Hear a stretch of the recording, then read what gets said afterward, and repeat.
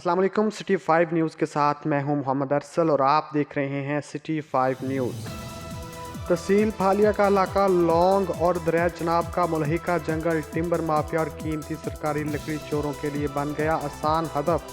काली शीशम जैसी कीमती और नायाब लकड़ी रोज़ाना की बुनियाद पर चोरी होने की इतलात। महकमा जंगलात के गार्ड और पुलिस की मिलीभगत का भी इंकशाफ। मज़ीद जानते हैं इस रिपोर्ट में। दरियाए चिनाब के बेला के साथ आबाद फालिया का नवाई इलाका लौंग धोथड़ा और सदराज से टिम्बर माफिया और चोरों की जिद पर है।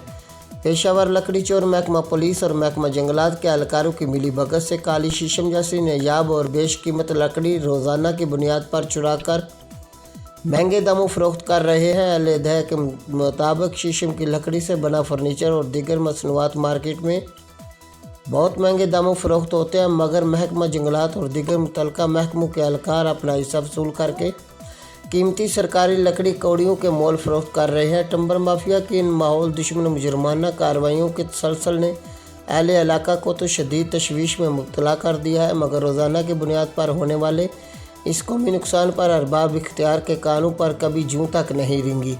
मुल्की वसाइल के मुसलसल नुकसान पर अहले इलाका सरापा एहतजाज बन गए और हुकूमत से इन जुराइम की रोकथाम के लिए फौरी नोटिस लेने का।